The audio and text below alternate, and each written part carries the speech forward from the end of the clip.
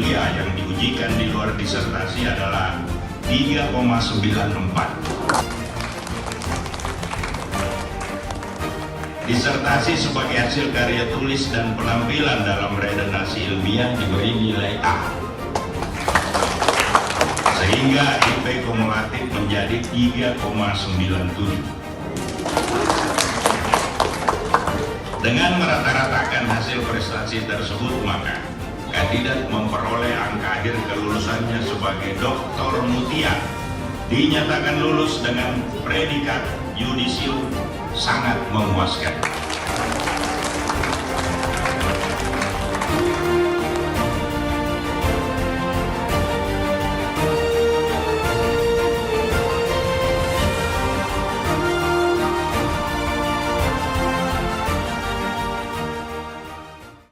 Assalamualaikum warahmatullahi wabarakatuh.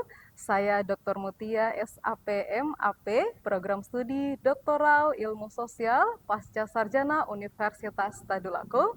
Judul disertasi Implementasi Kebijakan Pengelolaan Mangrove Berkelanjutan dalam upaya mewujudkan Sustainable Development Goals di Kabupaten Donggala. Harapan saya ke depannya dengan adanya riset disertasi saya ini, semoga di Kabupaten Donggala nanti terbentuk sebuah forum koordinasi lintas sektor untuk mewujudkan pengelolaan mangrove secara berkelanjutan. Sebelumnya kami ucapkan selamat datang kepada Dekan Fakultas Usuluddin dan Adab dan seluruh jajarannya Kampus UIN Dato Karama Palu, Ketua LPPMP Universitas Al-Khairat Palu, Ketua LPPMP Universitas UIN Dato Karama Palu, Sekretaris Senat Universitas UIN Dato Karama Palu, dan seluruh Sivitas Akademika Kampus UIN Dato Karama Palu, dan seluruh tamu undangan yang sempat hadir pada siang hari ini. Assalamualaikum warahmatullahi wabarakatuh. Selamat siang, salam sejahtera bagi kita semua. Salam Om Swastiastu, Namo Buddhaya, salam kebajikan.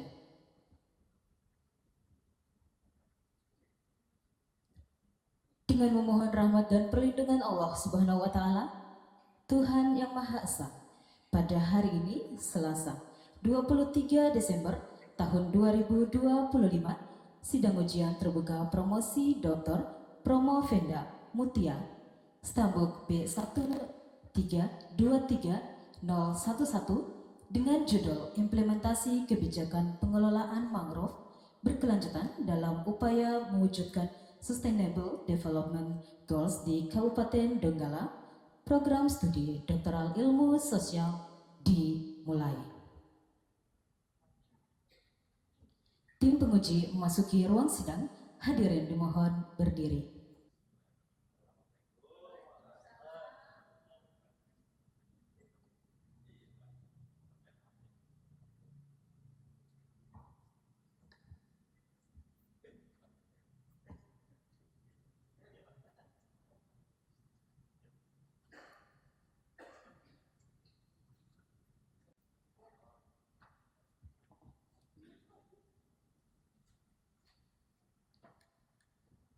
Hadirin dipersilakan duduk kembali.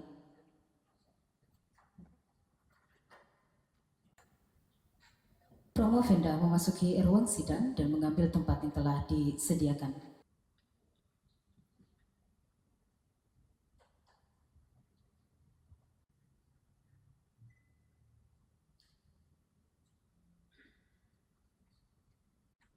Sidang ujian terbuka promosi doktor dipimpin oleh Direktur Pasca Sarjana Universitas Tadulako, Bapak Profesor Dr. Insinyur Adam Malik MSc IPU ASN Engineering.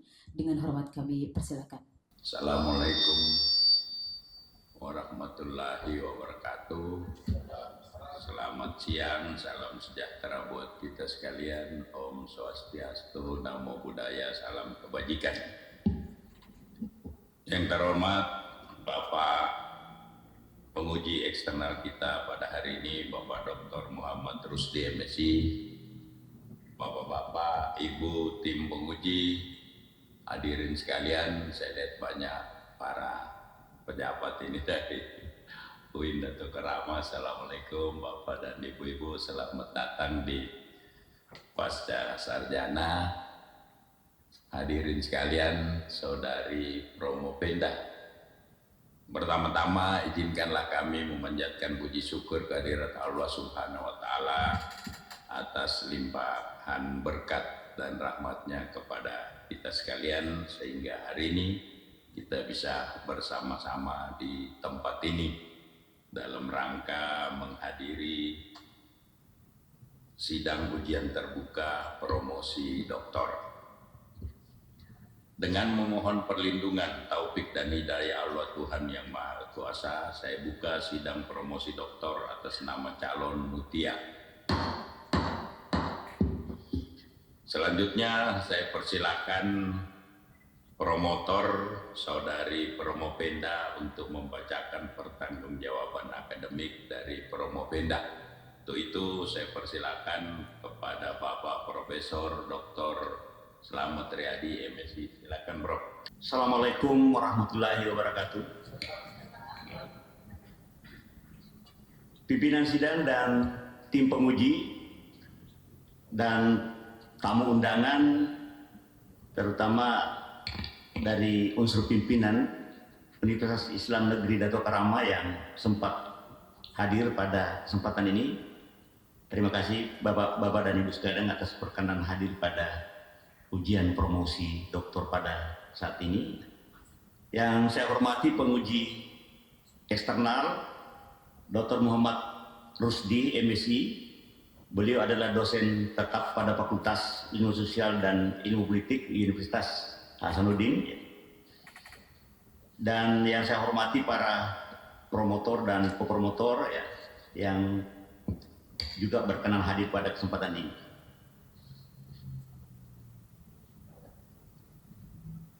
Kami dari tim promotor Saudara Mutia yang terdiri dari promotor Profesor Dr. Haji Slamet Riyadi, MSI, kopromotor Profesor Dr. Haja Mustaina, MSI, kopromotor 2 Dr. Isbon Pageno, MA, menyampaikan ucapan terima kasih. Izinkan kami terlebih dahulu menyampaikan pesan kepada saudari Promopenda bahwa sebentar lagi saudari akan mempertahankan disertasi saudara yang telah saudara kerjakan. Sudah cukup kami tim promotor membimbing saudari dalam menyelesaikan disertasi ini sejak seminar usul penelitian, seminar hasil, dan hari ini adalah ujian disertasi dan ujian promosi doktor. Kami berharap saudari dapat mempresentasikan disertasi saudari dengan baik dalam sidang yang terhormat ini, dan juga kami dan hadirin para tamu undangan. Prestasi ini sebagai pertanggungjawaban akademik Promopenda dan kami sebagai tim promotor.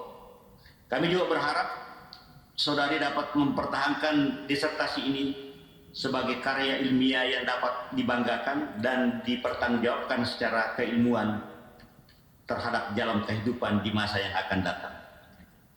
Pimpinan sidang yang saya hormati, Promopenda lahir di Kasimbar tanggal 26 Juni 1995. Orang tua Ayah Abdul Fattah dan Ibu Musriyati Haji Lagala. Jenjang pendidikan mulai dari Sekolah Dasar Negeri 2 Kasimbar lulus tahun 2007, kemudian dilanjutkan Sekolah Menengah Pertama Negeri 1 Kasimbar lulus tahun 2010, dan Sekolah Menengah Atas Negeri 4 Palu lulus tahun 2013. Kemudian melanjutkan studi strata 1 di Universitas Darul Aqsa lulus tahun 2017.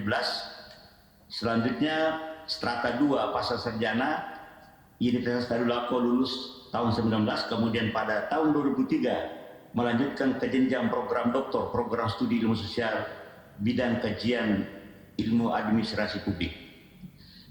Promopenda adalah seorang dosen aktif jabatan lektor di Perguruan Tinggi Keagamaan Negeri Universitas Islam Negeri Dato Karama, Palu.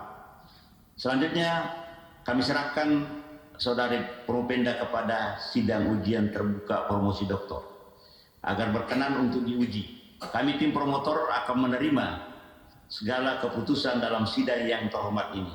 atas performa akademik Pronopenda serta kelayakan Pronopenda untuk mendapatkan gelar akademik tertinggi pada program Doktor Ilmu Sosial bidang kajian administrasi publik Universitas Tadulako. Demikian, terima kasih. Assalamualaikum warahmatullahi wabarakatuh. Waalaikumsalam warahmatullahi wabarakatuh. Selanjutnya atas permohonan saudari, maka pada hari ini saudari akan mengikuti ujian promosi doktor dengan judul penelitian implementasi kebijakan pengelolaan mangrove berkelanjutan dalam upaya mewujudkan Sustainable Development Goals di Kabupaten Donggala. Selanjutnya saya persilakan kepada sekretaris untuk membacakan surat keputusan berkaitan dengan keabsahan ujian promosi pada hari ini. Untuk itu saya persilakan kepada Ibu Dr. Suasa MSI, silakan. Baik.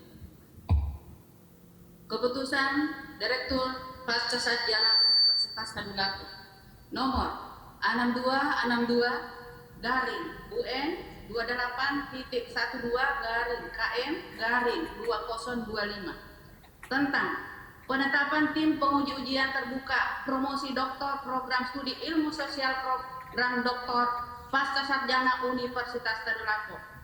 Direktur Pascasarjana Universitas Tadulako membaca dan seterusnya, menimbang dan seterusnya, mengingat dan seterusnya, memutuskan menetapkan pertama, mahasiswa peserta ujian disertasi di bawah ini. Nama Mutia Stambuk B103230111. Program studi ilmu sosial program doktor, judul penelitian implementasi kebijakan pengelolaan mangrove berkelanjutan dalam upaya mewujudkan Sustainable Development Goal di Kabupaten Donggala. Tim penguji ujian terbuka promosi doktor. 1. Profesor Dr. Insinyur Adam Malik MSc IPU SNM sebagai ketua penguji. 2. Dr. Suasa MSI selaku sekretaris garing penguji. 3. Dr. Muhammad Rusdi MSI penguji eksternal. 4. Dr. Muhammad Awabi MSI penguji internal. Dr. Abdul Rifai MSI selaku penguji.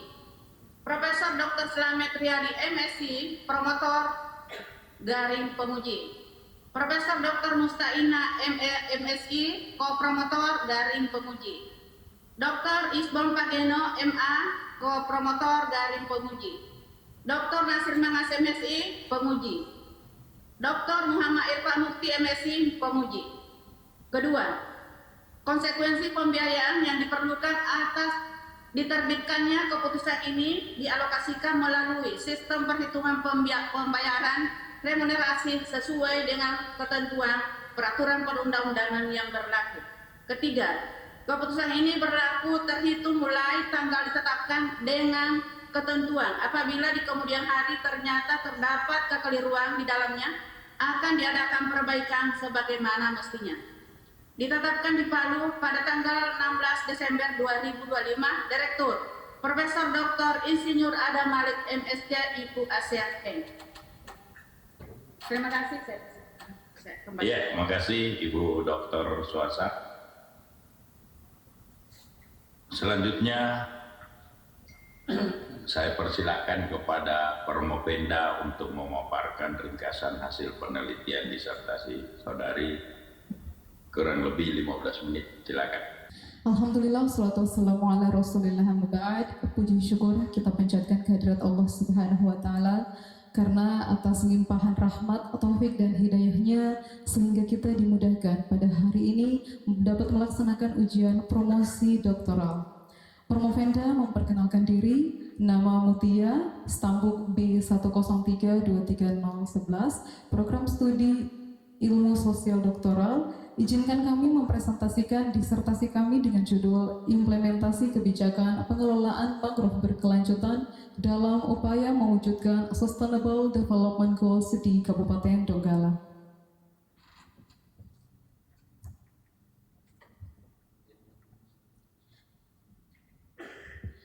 Penelitian ini dilatar belakangi oleh keberhasilan kebijakan publik sangat ditentukan oleh implementasi yang terencana, terukur, dan responsif, khususnya pada sektor lingkungan yang berdampak langsung pada keberlanjutan ekosistem.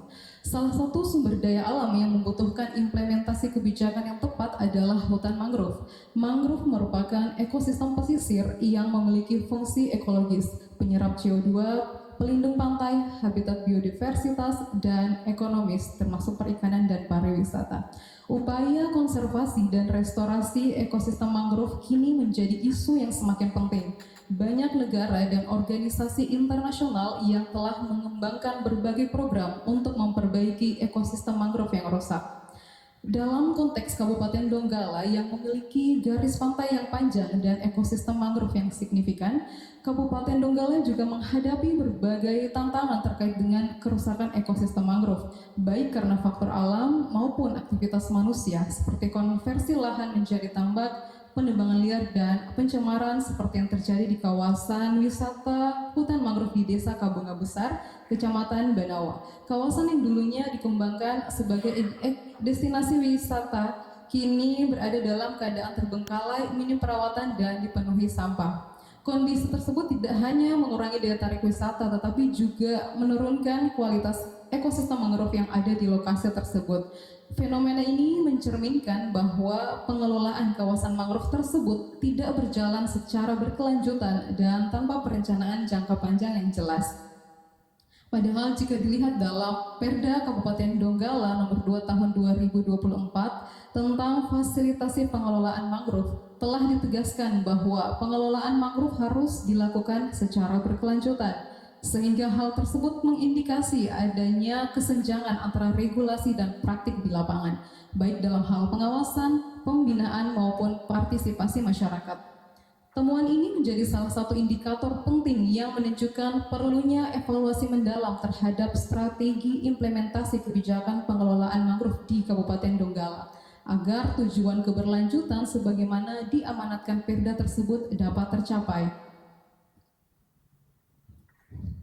Sehingga rumusan masalah yang diangkat pada disertasi ini yakni bagaimana implementasi kebijakan pengelolaan mangrove berkelanjutan di Kabupaten Donggala dengan tujuan penelitian yakni untuk menganalisis serta menemukan konsep baru dalam implementasi kebijakan pengelolaan mangrove berkelanjutan di Kabupaten Donggala berdasarkan Peraturan Daerah Nomor 2 Tahun 2024 tentang fasilitasi pengelolaan mangrove berkelanjutan. Pada penelitian ini kami menggunakan teori implementasi kebijakan oleh Malcolm Gogin, di mana teori ini menjelaskan proses implementasi secara terstruktur.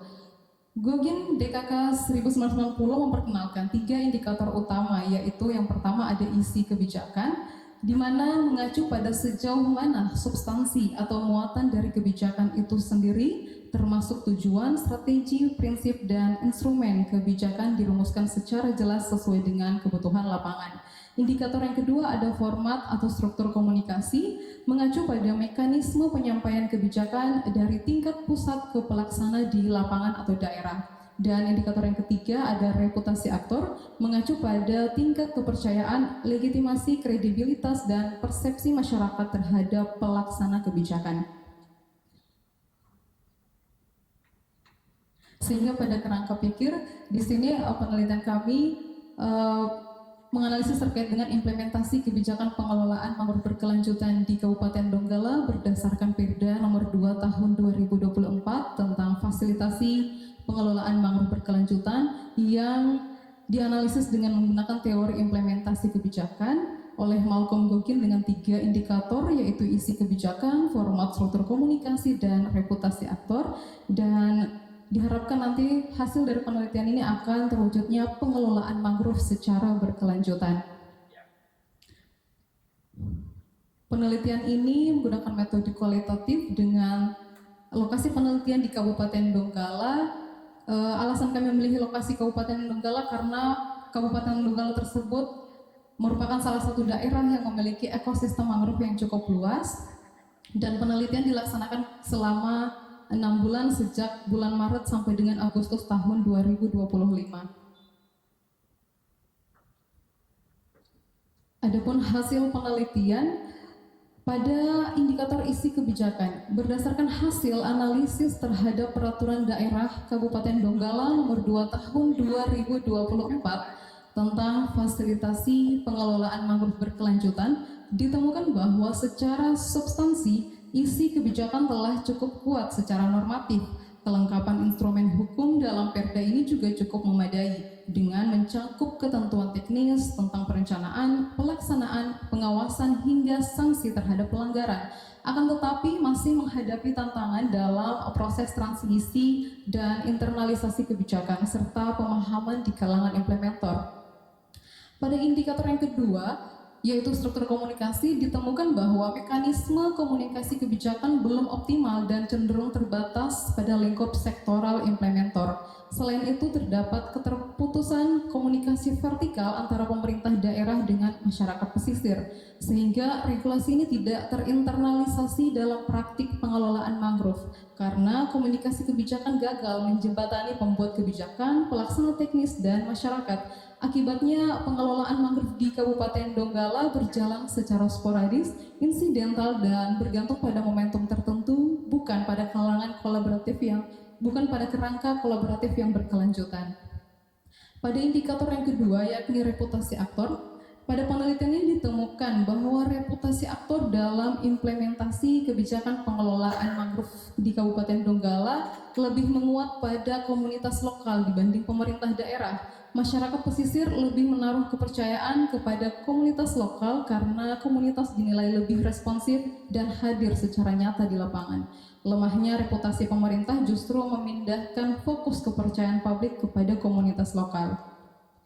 Sehingga pada penelitian ini, novelty yang kami temukan yaitu peneliti menemukan bahwa dalam konteks implementasi kebijakan pengelolaan mangrove berkelanjutan di Kabupaten Donggala, keberhasilan implementasi tidak hanya ditentukan oleh kejelasan substansi kebijakan dan efektivitas format komunikasi, tetapi sangat bergantung pada sejauh mana koordinasi lintas sektor dapat terbangun secara sistematis, konsisten, dan berbasis pembagian kewenangan yang jelas. Oleh karena itu, kebaruan atau novelty pada penelitian ini terletak pada pengembangan indikator baru dalam analisis implementasi kebijakan, yaitu koordinasi, yang menunjang 3 indikator utama dalam model implementasi kebijakan Malcolm Gogin. Koordinasi di sini berfungsi sebagai katalis yang memperkuat kerja 3 variabel Gogin sehingga menghasilkan implementasi kebijakan yang lebih efektif, kontekstual, dan berkelanjutan. Dalam konteks pengelolaan mangrove di Kabupaten Donggala, koordinasi antar sektor menjadi krusial karena sifat masalah yang kompleks, lintas sektor, dan memerlukan integrasi aspek ekologis, sosial, dan ekonomi. Fakta-fakta seperti penebangan mangrove untuk kebutuhan lokal, alih fungsi lahan menjadi tambak, serta terbengkalainya lokasi wisata mangrove menunjukkan pentingnya koordinasi multi pihak untuk mengurangi konflik kepentingan dan meningkatkan kepatuhan terhadap kebijakan. Dengan demikian, penelitian ini menegaskan bahwa koordinasi perlu diperhitungkan sebagai aspek penunjang dalam model implementasi kebijakan Malcolm Gogin 1990. Sehingga berdasarkan novelty tadi, terjawantahkan dalam sebuah gagasan forum mangrove berkelanjutan di Kabupaten Donggala, di mana dalam forum tersebut tergabung para aktor pelaksana kebijakan yakni Dinas Lingkungan Hidup, pemerintah desa pesisir, akademisi atau peneliti, LSM lingkungan seperti WALHI, kemudian komunitas lokal penggiat mangrove, Dinas Perikanan dan Kelautan, Dinas Kehutanan, dan juga pelaku usaha lokal.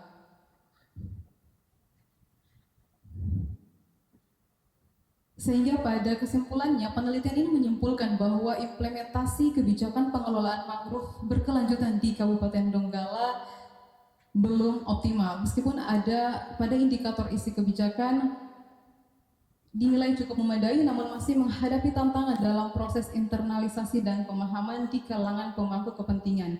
Bahkan terdapat OPD terkait yang belum mengetahui secara rinci isi kebijakan tersebut.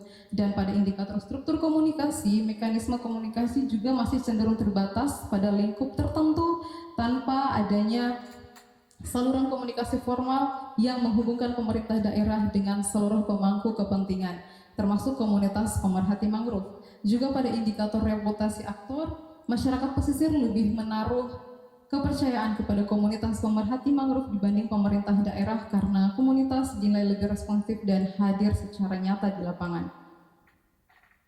Sehingga saran dari penelitian ini yakni secara praktis, pemerintah Kabupaten Donggala disarankan untuk memperkuat mekanisme koordinasi lintas sektor dalam implementasi kebijakan pengelolaan mangrove berkelanjutan. Dan secara teoritis, penelitian ini merekomendasikan agar kajian implementasi kebijakan publik, khususnya yang menggunakan model Malcolm Gogin, dapat dikembangkan dengan memasukkan aspek koordinasi lintas sektor sebagai indikator penunjang di luar indikator utama teori tersebut.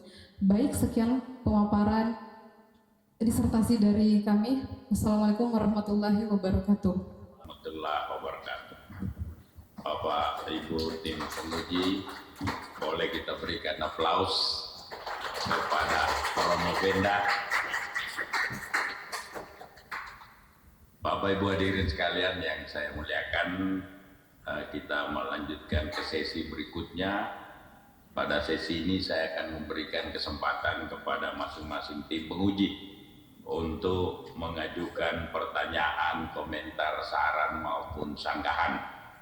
Kesempatan pertama saya berikan kepada penguji eksternal kita, Bapak Dr. Muhammad Rusdi, MSc. Silakan Pak. Assalamualaikum warahmatullahi wabarakatuh. Waalaikumsalam. Terima kasih pertama saya ucapkan pada Ketua Sidang, Profesor Adam Malik. Kemudian yang berbahagia adalah Ibu Mutia ya, yang pada hari ini sudah sempat bisa berdiri di forum terhormat. Tim penguji lain saya juga mengucapkan terima kasih atas undangannya kembali kepada kami untuk datang menguji eksternal Saudari Promopenda. Saudara calon doktor, pembahasan Anda cukup sistematis ya. Saya terkesan Anda sepertinya menguasai persoalan ini ya, baik secara fakta real maupun juga konsep teori yang Anda gunakan. Meskipun demikian, sebagai ujian akhir untuk menentukan derajat atau tingkat kedoktoran Anda ya perlu diuji secara umum, diketahui oleh halayak. Saudari Promopenda, Siap. Malcolm Gogin ini tahun 90 ya, Malcolm Gogin dalam perspektif teori implementasi dia masuk pada generasi keberapa ya? Kan dalam pelajaran implementasi ada, kalau tidak salah ada 3 generasi ya. Siap. Nah, ini Malcolm Gogin ini masuk pada generasi keberapa? Generasi pertama, kedua, dan ketiga. Generasi ketiga, Prof. Pak Dokter. Ketiga. Siap. Kalau para ahli memberikan penjelasan generasi ketiga itu apa judulnya, apa temanya di generasi ketiga itu? Generasi ketiga kan generasi pertama ada temanya ya. Kalau tidak salah strukturalis. Jadi orang-orang pakar-pakar kebijakan publik generasi pertama menamakan diri sebagai strukturalis, kebijakan pusat yang diimplementasi seragam di daerah.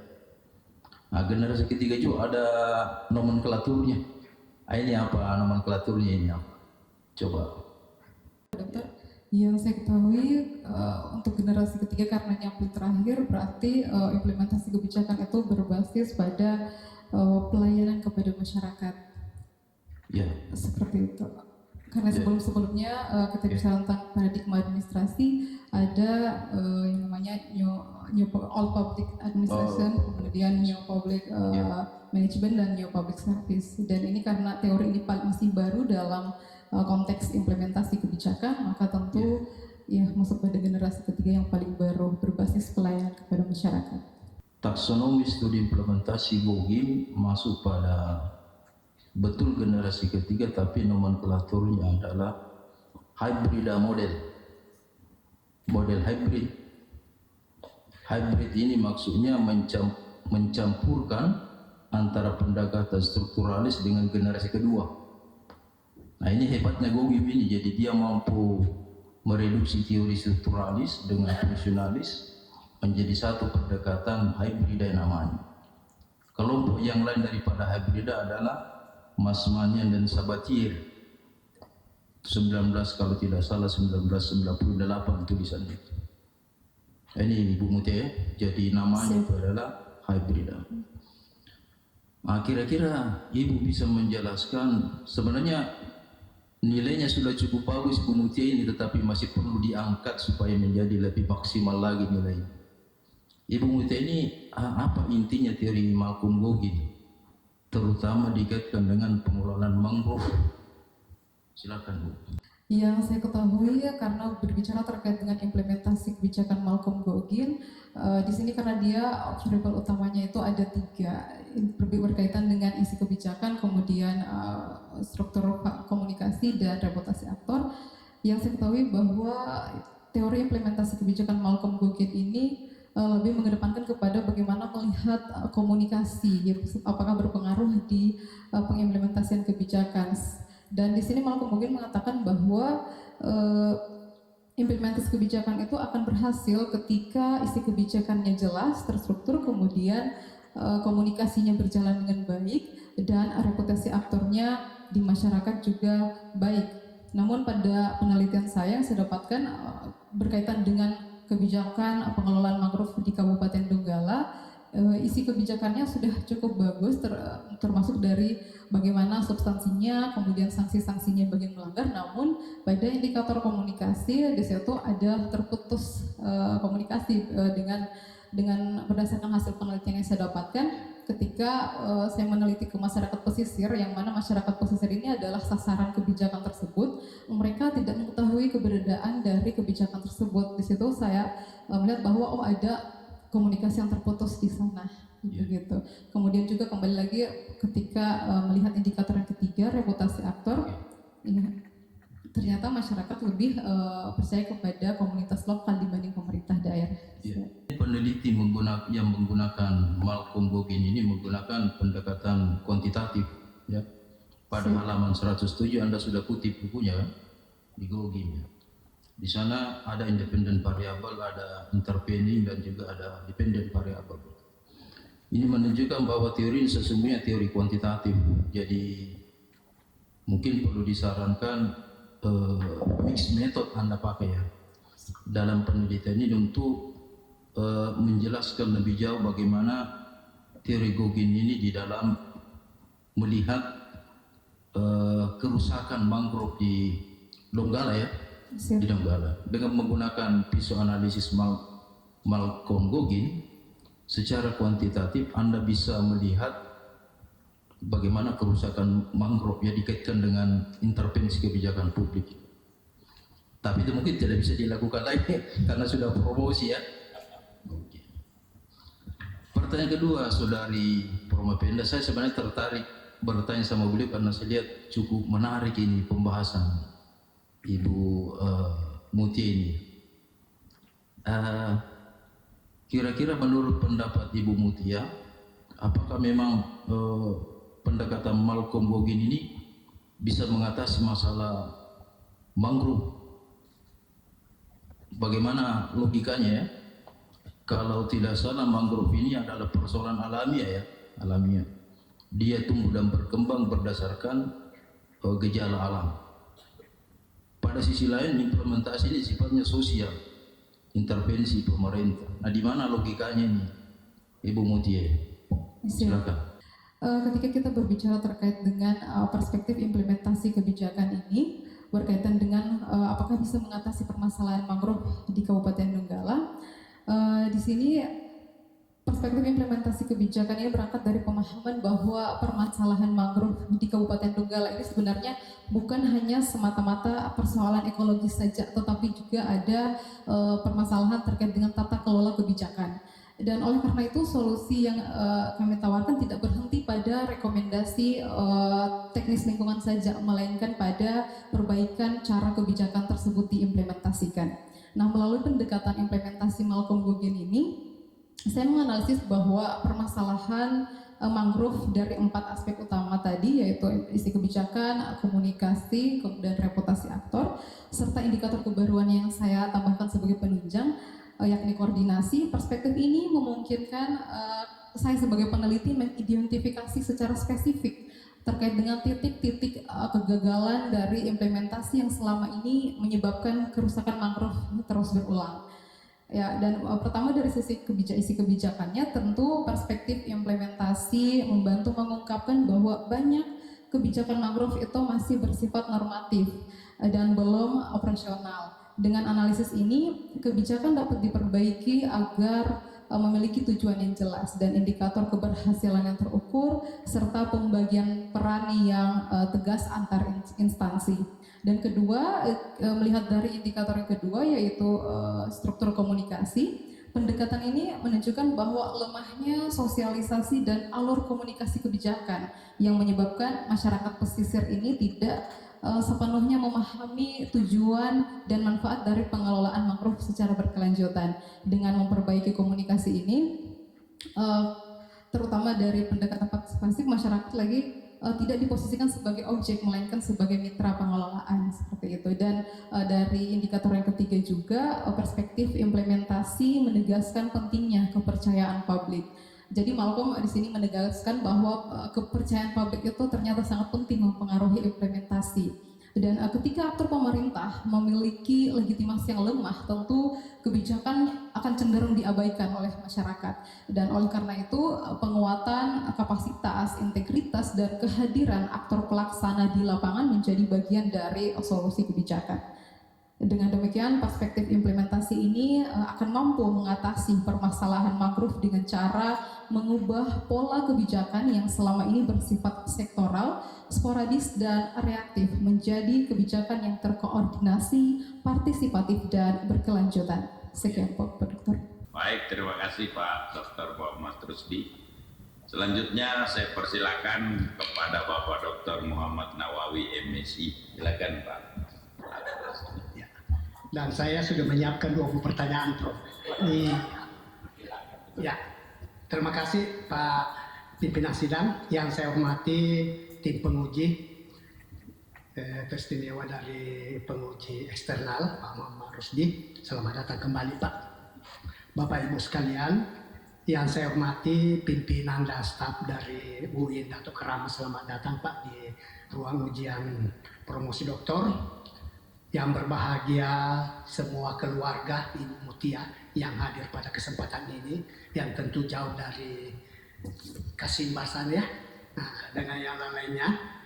Dan teristimewa kepada rekan-rekan Ibu Mutia, mahasiswa dan hadir yang sempat hadir kesempatan ini. Oke, Ibu Mutia, ini saya mau melihatnya bahwa Anda ini mengkaji tentang implementasi. Ketika kita bicara implementasi kebijakan, sebenarnya ada 6 orientasi dari implementasi kebijakan. Cuma ke-6-nya ini tentunya tidak bisa kita paparkan. Salah satunya itu adalah terkait dengan output. Karena mengingat bahwa kebijakan yang Anda ambil ini adalah kebijakan tentang Perda nomor 2 2004 yang diperdakan di 8 Mei 2004, tentu umurnya masih sangat-sangat, kalau ini manusia ini masih bayi lah ya, masih bayi, masih sangat gitu. Tetapi walaupun demikian, salah satu orientasi dari implementasi kebijakan itu adalah kita bisa melihat orientasi proses. Ketika kebijakan itu berjalan, tentu proses ini tentu akan melibatkan banyak hal. Nah, kemudian yang kedua kita bisa melihat orientasi itu dari sisi pemberdayaan. Pertanyaan saya, dari hasil kajian Anda melihat ini, bagaimana proses kebijakan ini berlangsung dan apa dampak-dampaknya terhadap pemberdayaan masyarakat dengan adanya Perda tentang fasilitasi mangrove ini. Silakan. Berdasarkan hasil penelitian yang saya lakukan, bicara terkait proses, di sana memang benar ini masih kurang lebih 1 tahun berjalan. Jadi waktu itu saya sempat mewawancarai dari pusat dulu. Kebetulan waktu itu saya ketemu dengan Bupati terpilih di Kabupaten Donggala, Ibu Vera, dan di sana saya menanyakan terkait dengan perda ini dan beliau mengatakan, oh iya ini perda digagas khusus untuk mangrove karena selama ini regulasi atau perda itu hanya terkait mangrove itu hanya disatukan dengan perda di Dinas Lingkungan Hidup, tapi kini disatukan dengan kebijakan khusus membahas tentang mangrove. Nah kemudian ketika karena bicara tentang proses, tentu saya melihat lagi bagaimana pelaksanaan di lapangan gitu ya. Saya membaca perda, ternyata di situ dinas yang diamanahkan adalah Dinas Lingkungan Hidup, kemudian ada Dinas Kehutanan, Dinas Perikanan dan Kelautan, dan juga ada Dinas apa satu ini ya, dinas yang membangun dermaga gitu, saya lupa. Kemudian ya perhubungan, terima kasih Pak Dokter. Ya, jadi dari dinas tersebut saya baca di perda mereka sebagai pelaksana dari implementer dari perda tersebut. Saya mewawancarai pada masing-masing perda tersebut. Kagetnya saya ketika mewawancarai pada Dinas Lingkungan Hidup, kepala dinasnya sendiri tidak mengetahui adanya perda tersebut. Mereka hanya mengatakan bahwa ya memang selama ini kami bekerja atau menangani terkait misalnya ada kasus penembangan mangrove secara liar gitu, tapi kami tidak mengetahui adanya perda tersebut gitu, dengan alasan bahwa beliau masih baru sebagai kepala dinas di Dinas Lingkungan Hidup. Kemudian saya kembali lagi ke Dinas Perikanan dan Kelautan. Di sana juga mereka mengatakan bahwa mereka hanya fokus kepada bagaimana membuat tambak ikan dan udang. Nah, di sana mereka ketika saya bertanya tentang mangrove, mereka istilahnya menyeret saya ke dinas dinas perhubungan ya. Ketika saya ke dinas perhubungan, tiba-tiba di sana mereka mengatakan kalau Anda bertanya meneliti terkait mangrove ya tentu satu saja Dinas Lingkungan Hidup ya.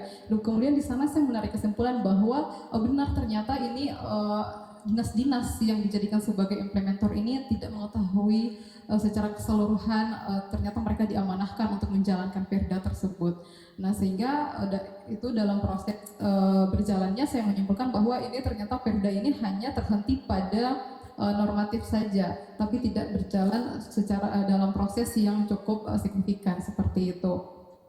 Dan terkait dengan dampak kepada masyarakat, tentunya saya mewawancarai di masyarakat pesisir waktu itu di Desa Lalombi, Kecamatan Banawa Selatan. Kebetulan di sana waktu itu sedang menyelenggarakan peringatan Hari Mangrove Sedunia. Kami melakukan penanaman mangrove bersama dan pelepasan tukik di sana. Di sana masyarakat lokal juga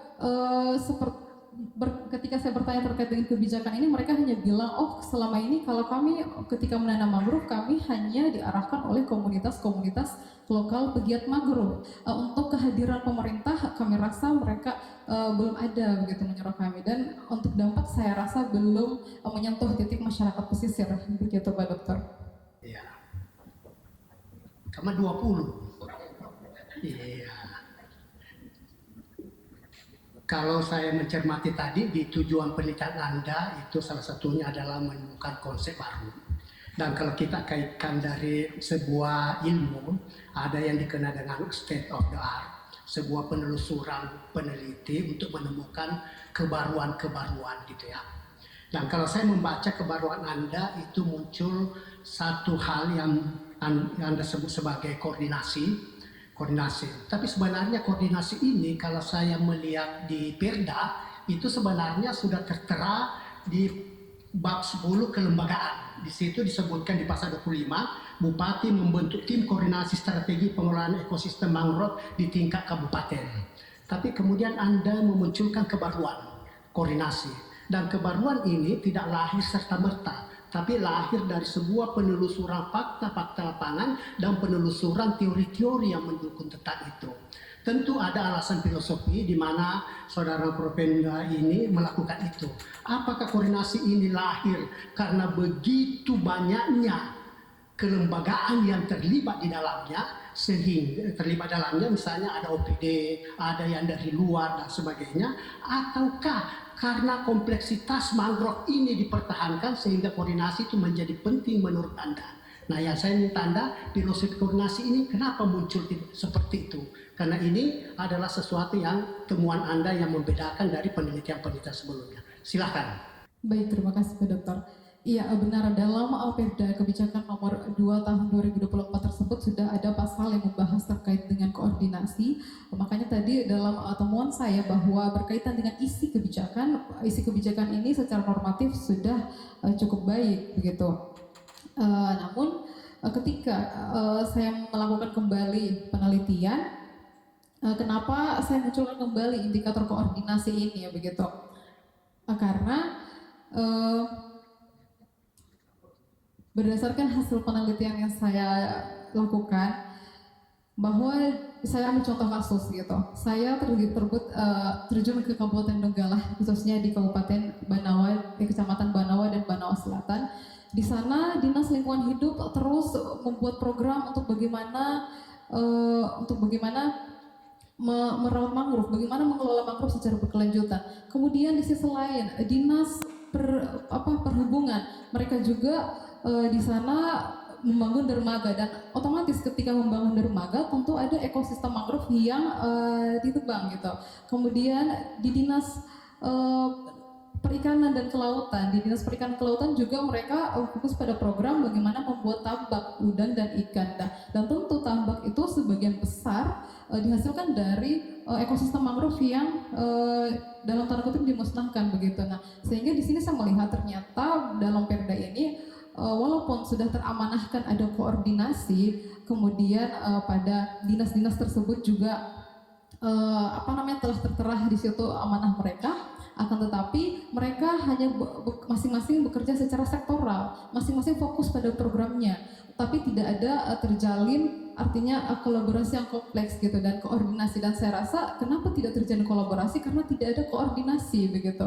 Ketika misalnya Dinas Lingkungan Hidup berkoordinasi dengan Dinas Perikanan terkait pembangunan tambak, mungkin Dinas Perikanan akan mencari lokasi yang tidak banyak mangrove-nya untuk dijadikan tambak. Kemudian ketika berkoordinasi lagi dengan Dinas Perhubungan, pasti Dinas Perhubungan akan memilih tempat untuk pembangunan dermaga itu tidak memusnahkan hutan mangrove seperti itu. Dan saya kenapa memilih novelty koordinasi ini menjadi kebaruan dari penelitian saya, karena saya rasa ketika mereka disatukan dalam sebuah forum, ada koordinasi yang berkelanjutan di sana, maka tentu masalah mangrove yang kompleks ini akan bisa terselesaikan seperti itu. Jadi jika ditanya kenapa koordinasi, apakah masalah yang kompleks atau banyak aktor yang terlibat, ya saya rasa dua-duanya. Aktor yang terlibat banyak, kemudian masalah juga yang cukup kompleks, kuncinya hanya satu, yaitu koordinasinya diperbaiki. Seperti itu Pak Dokter. Hadir pertanyaan ketiga, ya, karena ini sangat menarik penjelasan Bu Mutia, maka pertanyaan ketiga saya adalah wabillahi taufiq wal hidayah. Assalamualaikum warahmatullahi wabarakatuh. Nggak perlu dijawab itu Pak. Ya, nggak perlu pertanyaan ketiga, nggak perlu dijawab Promopenda. Saya lanjutkan memberikan kesempatan kepada tim penguji berikutnya. Saya persilakan Bapak Dr. Muhammad Irfan Mufti MSI. Silakan Pak. Baik. Bismillahirrahmanirrahim. Assalamualaikum warahmatullahi wabarakatuh. Warahmatullahi wabarakatuh. Pimpinan sidang yang saya hormati, tim penguji yang berbahagia, sahabat-sahabat saya yang ada di depan ini luar biasa dari UIN. Ada Dr. Syahra, ada Dr. Siddiq, Dr. Nurhayati, dan dokter-dokter yang lainnya, tidak disebut satu-satu. Saya mengucapkan selamat kepada UIN yang sudah akreditasi unggul. Alhamdulillah ya. Saya melihat di media, ini berkat kesuksesan Bapak Ibu semua yang hadir di sini tentu saja. Keluarga dari Promopenda yang hadir, saudara-saudara kalian yang sempat hadiri promosinya Mutia. Baik,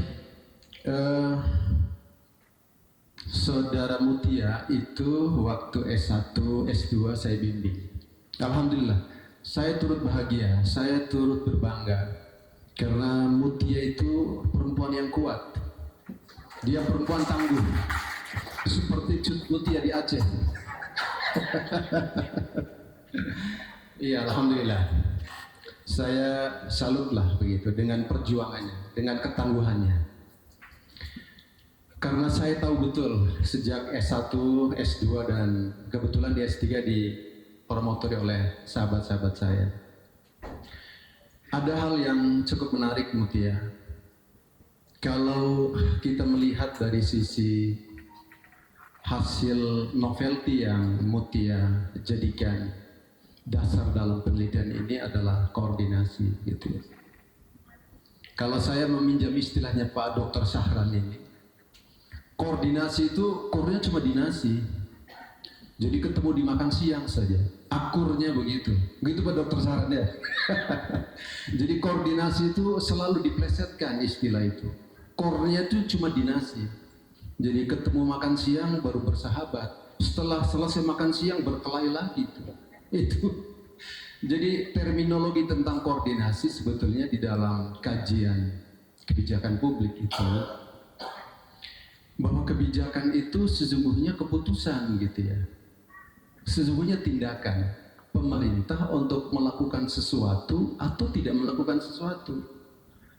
Melakukan sesuatu atau tidak melakukan sesuatunya itu harus bernilai strategis. Nah, itu poinnya. Kan begitu ya? Kalau pemerintah melakukan sesuatu dengan sebuah tindakan dan keputusan, kalau tidak bernilai strategis itu bukan kebijakan. Gitu ya? Tetapi jika pemerintah itu melakukan sebuah keputusan dan tindakan dan bernilai strategis, maka itu disebut dengan kebijakan publik. Nah, kaitannya dengan ini, menurut Promovenda, apakah pengelolaan mangrove berkelanjutan dalam pandangan kebijakan publik yang dilakukan oleh pemerintah itu bernilai strategis atau tidak? Itu dulu pertanyaan. Silakan. Kalau menurut saya terkait dengan kebijakan pengelolaan mangrove berkelanjutan pada Perda nomor 2 tahun 2024 tersebut, tentu ketika secara substansi ketika kita baca dalam Perda tersebut sangat bernilai sangat bernilai strategis begitu. Akan tetapi yang bermasalah itu terkadang banyak di implementornya gitu di lapangan, seperti itu Pak Dokter. Dalam konteks lokus penelitian Anda di Kabupaten Donggala begitu ya. Sebetulnya garis pantai di Kabupaten Donggala itu mulai dari pantai barat sana ya, mulai dari Ogo Amas terus sampai ke wilayah Sarjo ke sana. Gitu ya? Betul ya? Siap Pak Dokter. Nah, alasan yang mendasar sampai di Banawa itu kenapa? Itu poin yang pertama. Alasan yang lebih akademis lah kira-kira begitu, sehingga pemilihan lokus itu lebih diarahkan di Kecamatan Banawa. Ada apa Banawa? Begitu ya kira-kira, dibanding dengan wilayah di garis pantai wilayah barat sana begitu. Itu yang pertama. Yang kedua, karena ini untuk mengukur untuk SDGs begitu. Nah, kira-kira di poin SDGs mana sih sebetulnya berkaitan dengan posisi mangrove berkelanjutan yang ditentukan menurut fokus kajian Anda? Itu yang kedua, silakan. Terkait pemilihan lokasi, memang benar bicara terkait dengan Kabupaten Donggala memiliki luas wilayah yang cukup luas gitu ya, dari pantai barat sampai dengan Donggala bagian Sarjo tadi kata Pak Dokter. Kenapa saya memilih Kecamatan Banawa dan Banawa Selatan? Karena dalam penelitian ini tentu pada awalnya saya tentu mencari data empirik bahwa luas-luas hutan mangrove di setiap kecamatan, dan pada disertasi saya sudah ada saya cantumkan mulai dari lokasi-lokasi kabupaten di Sulawesi Tengah yang terluas kabupaten mana, kemudian merucut ke Kabupaten Donggala, dari kecamatan-kecamatan di Kabupaten Donggala tersebut mana yang memiliki lokasi mangrove terluas, dan ternyata saya menemukan Kecamatan Banawa dan Kecamatan Banawa Selatan memiliki hutan mangrove yang cukup luas, sehingga itulah menjadi alasan saya kenapa memilih fokus lokusnya di Kecamatan Banawa dan Banawa Selatan tersebut.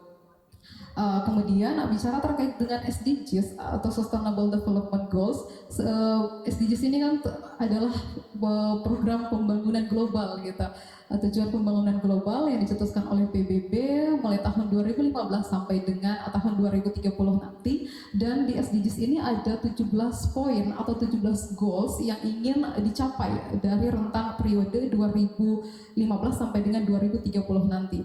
Dan ketika saya melihat dari 17 goals atau 17 poin tadi, ternyata ada 3 goals atau ada 3 SDGs, 3 poin yang sangat relevan dengan penelitian saya ini yang berkaitan dengan lingkungan hutan mangrove. Ternyata itu ada di SDGs atau goals 13 berkaitan dengan perubahan iklim. Karena hutan mangrove tadi menghasilkan banyak CO2, tentu dia akan mempengaruhi iklim ketika tata kelolanya bagus.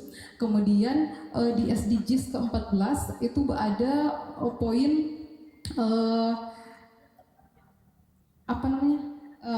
terkait dengan ekosistem lautan gitu ya. Di SDGs 14 ada ekosistem lautan. Nah, ketika bicara mangrove tentu dia berada di garis pantai, lautan dan daratan. Kemudian di SDGs 15 atau goals ke-15 itu ada ekosistem daratan. Dan kalau bicara daratan juga tentu mangrove juga masuk ke sana, di mana mangrove ini mencegah abrasi begitu dan pelindung daratan dari misalnya gelombang besar laut gitu. Nah, jadi kenapa saya melihat bahwa instrumen strategis dalam SDGs ini berkaitan dengan penelitian saya ada di 3 goals tadi, 3 SDGs tadi, yakni di poin 13, SDGs 13 terkait perubahan iklim, kemudian SDGs 14 terkait dengan ekosistem lautan, dan SDGs 15 terkait dengan ekosistem daratan. Sekian Pak Dokter. Pak Dokter Sidik sudah layak jadi dokter beliau ini? Pasangan? Layak? Baik. Assalamualaikum warahmatullahi wabarakatuh. Layak. Waalaikumsalam warahmatullahi wabarakatuh. Karena ditanya kolega pasti jawabannya layak ini. Baik Bapak Ibu. Terima kasih Pak Dokter Irfan Mufti. Selanjutnya saya persilakan kepada Ibu Dokter Suasa MSI, silakan Bu. Baik, terima kasih. Assalamualaikum warahmatullahi wabarakatuh. Waalaikumsalam warahmatullahi wabarakatuh.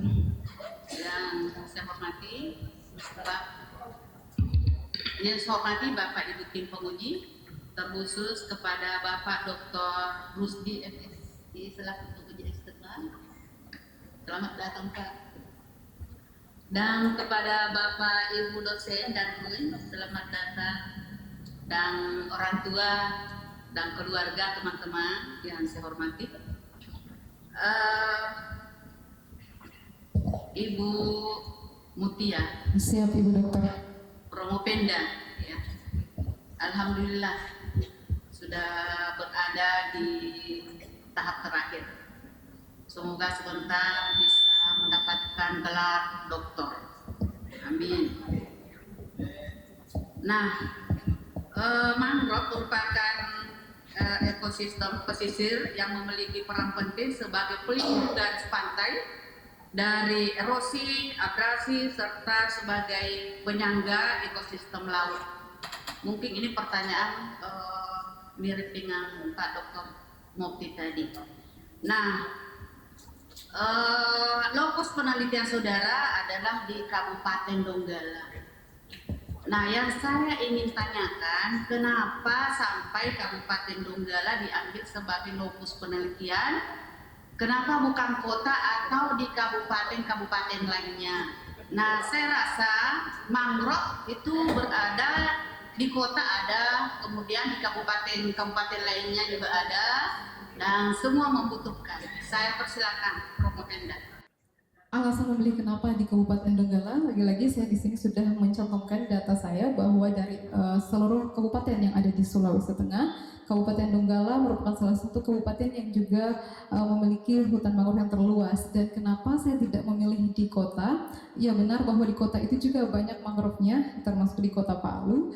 Hanya saja ketika saya melihat menganalisis permasalahannya bahwa terkait dengan pengelolaan mangrove ini, pertama Perda yang ada khusus membahas terkait regulasi mangrove itu hanya di Donggala. Kota Palu itu tidak ada perda khusus untuk mengelola mangrove gitu.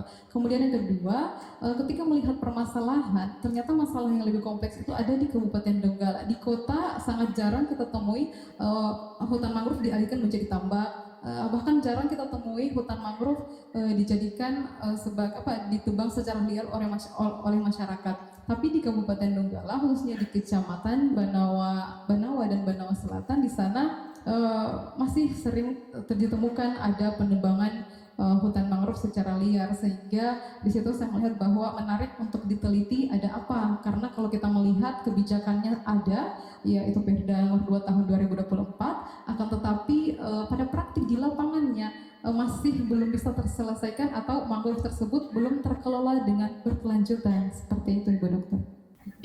Oke, Promopenda ini teori yang digunakan adalah implementasi kebijakan menurut Malcolm.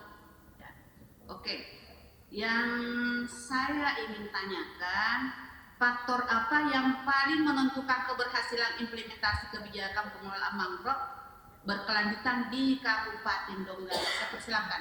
Berdasarkan dari melihat teori implementasi kebijakan oleh Malcolm Goguen ini, tentu di situ keberhasilan suatu implementasi kebijakan itu ditentukan oleh dari tadi isi kebijakannya, dilihat apakah isi kebijakannya masuk pada strategis, kemudian tujuan yang jelas, dan kemudian dilihat dari struktur komunikasinya juga, apakah pesan dari pusat si pembuat kebijakan itu sampai kepada implementator di lapangan dan sampai kepada penerima manfaat kebijakan yakni masyarakat, dan kemudian melihat kembali bagaimana reputasi mereka di mata masyarakat. Dan menurut Malcolm Goguen 3 poin utama itu sebenarnya ketika melihat poin strategis apa gitu dalam keberhasilan pengelolaan mangrove begitu. Jadi kalau misalnya ditanya terkait dengan faktor apa yang paling menentukan keberhasilan implementasi, kalau menurut Malcolm Goguen ya 3 indikator tersebut, dan saya kembali menunjangnya bahwa ada faktor koordinasi yang harus menunjang 3 variabel tadi. Seperti itu, Ibu Dokter. Terima kasih Ibu Dr. Suasa. Selanjutnya saya persilakan kepada Bapak Dr. Isbon Pageno MA. Silakan Pak. Ya, terima kasih banyak Bapak Ketua. Assalamualaikum warahmatullahi wabarakatuh. Waalaikumsalam. Selamat sore dan salam sejahtera untuk kita semua. Om Swastiastu. Yang saya hormati Bapak Ketua selaku pimpinan sidang, Bapak-bapak tim Bapak dan Ibu tim penguji yang saya hormati, saya tidak sebut satu persatu lagi. Kemudian para undangan, pertama dari UIN Dato' Kerama, para pimpinan saya hormati, saya tidak sebut satu persatu, dan bapak-bapak tim undangan lainnya dan ibu-ibu yang saya hormati. Minum dulu kalau enggak. Ya.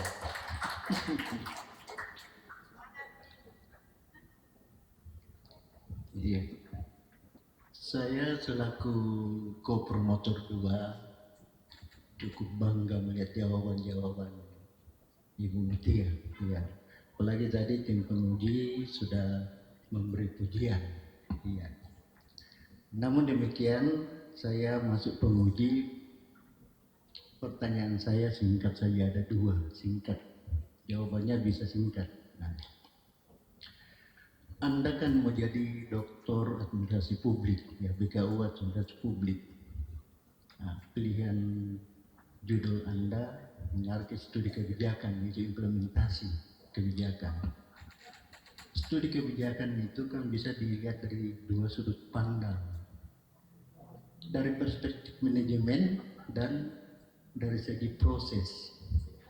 Pertanyaan saya, implementasi kebijakan itu masuk dari perspektif mana? Satu manajemen, satu proses, ya. Kalau tadi ditanyakan terkait dengan implementasi itu berada di posisi mana, apakah proses atau manajemen? Dari hasil penelitian tentu saya menjawabnya bahwa adalah tahap proses, karena berkaitan dengan implementasi berarti bagaimana kebijakan tersebut dijalankan secara berproses di masyarakat, seperti itu Pak Dokter. Dan ini pernah saya tanyakan di ujian tutup, ya. Penelitian itu, apalagi penelitian disertasi, ya penelitian ilmiah berangkat dari masalah. Nah, Makanya itu ada problem riset. Setelah Anda melakukan penelitian dengan teorinya Malcolm Gugin tadi yang Anda gunakan, kemudian ada temuan-temuan hasil penelitian. Dari temuan-temuan itu muncullah Anda kebaruan yang namanya novelty.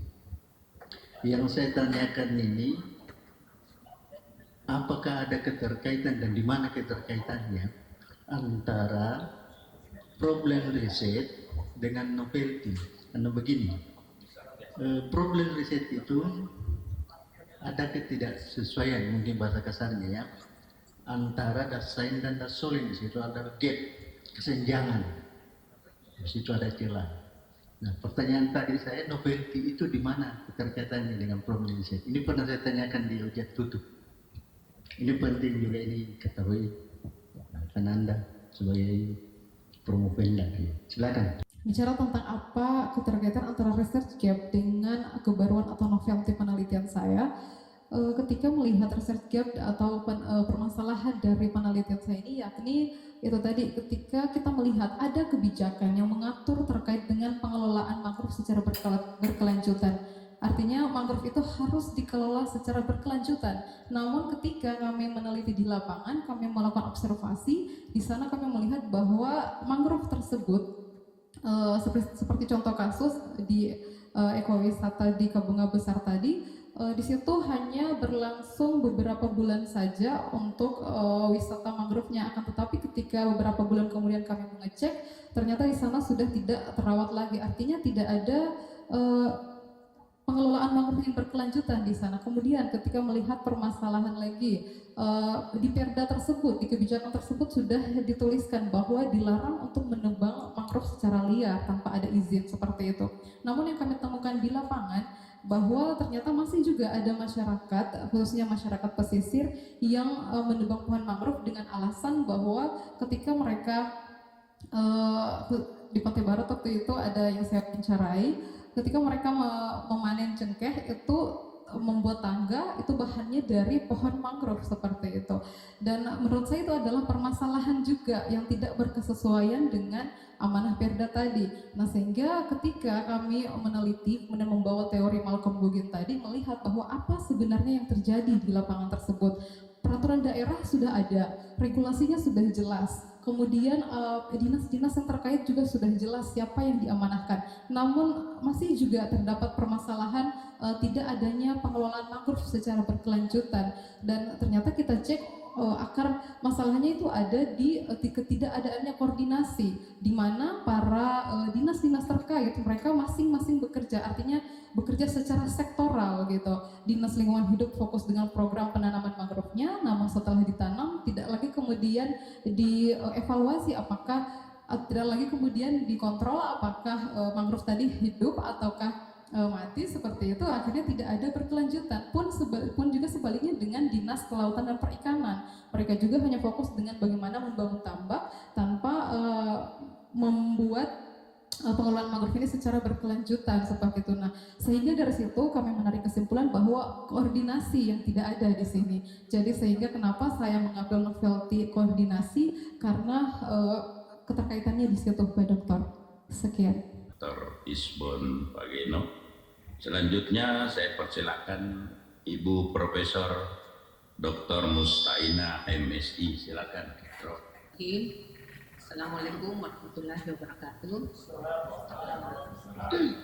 Yang saya hormati Bapak Dr. Muhammad Mufti sebagai penguji eksternal dan Bapak Ketua Penguji serta tim penguji yang lainnya dan para tamu undangan yang kami hormati.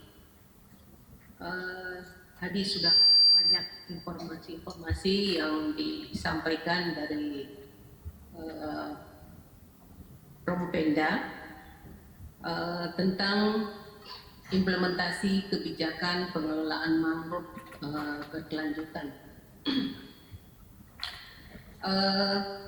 Sesuai dengan saya melihat di kerangka pikirnya, yaitu pengelolaan mangrove yang berkelanjutan, Nah, apa saran Promopenda pada pemerintah Donggala, ya, karena ini diambil di Kabupaten Donggala, sehingga pengelolaan mangrove itu bisa berkelanjutan. Itu yang pertama. Silakan. Baik, terima kasih. Pada kerangka pikir di sini memang saya cantumkan bahwa bicara tentang output, berarti di sini kami mengharapkan dari penelitian ini diharapkan adanya mangrove itu terkelola secara berkelanjutan. Nah, adapun saran saya bagi pemerintah Kabupaten Donggala tentu tadi untuk memperbaiki tata kelola kebijakannya, khususnya kepada para implementer tadi, pada lembaga-lembaga yang sudah diamanahkan dalam perda tersebut untuk menjalankan kebijakan tersebut gitu. Jadi kepada pemerintah daerah diharapkan untuk kembali memperbaiki mungkin sistem koordinasinya. Kemudian tadi saya mengusulkan juga gagasan forum mangrove. Ketika misalnya koordinasi hanya cukup di secara normatif saja, tapi tidak ada pengejawantahannya, tentu akan buyar juga. Nah, makanya di sini saya mengusulkan menggagas sebuah forum mangrove berkelanjutan untuk pemerintah Kabupaten Donggala. Ada kiranya mungkin membuat sebuah forum mangrove berkelanjutan di Kabupaten Donggala dengan melibatkan seluruh aktor di dalam seluruh dinas. Misalnya Dinas Lingkungan Hidup juga ada di sana, Dinas Perikanan Kelautan, Dinas Kehutanan, kemudian LSM juga termasuk komunitas lokal tadi, akademisi atau peneliti, dan juga para pemerintah desa pesisir. Itu semua harus bersatu dalam forum mangrove berkelanjutan tadi, sehingga tentu kalau ada forum berarti ada pertemuan yang secara terjadwal, ada pertemuan yang continuous, sehingga di situ jelas ada koordinasi yang baik gitu, kembali berupaya untuk bagaimana mangrove ini supaya terkelola dengan baik, sehingga tidak lagi nanti adanya bekerja secara sektoral gitu pada masing-masing implementer tadi. Seperti itu, Ibu Prof.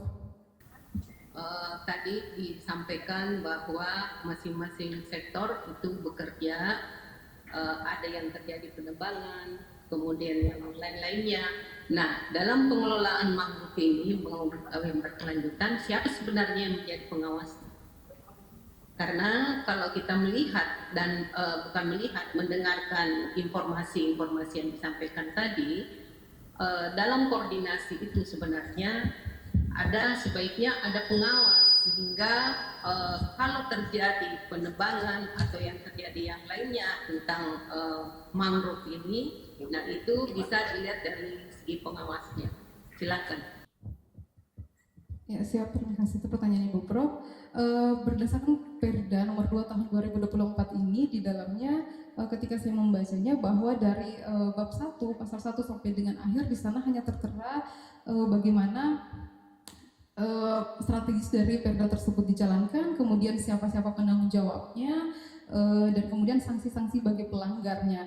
Kemudian untuk pengawasannya di sini saya terlihat bahwa masing-masing dinas itu, masing-masing sektor itu diamankan untuk masing-masing program mereka begitu, sehingga ketika penelitian saya ke Bupati Kabupaten Donggala bertanya terkait dengan implementasi kebijakan ini, mereka juga mengarahkan silakan tanya ke masing-masing dinas yang terlibat seperti itu. Jadi memang di sini kita melihat tidak ada pengawasan yang signifikan terhadap berjalannya kebijakan ini, begitu Ibu Prof.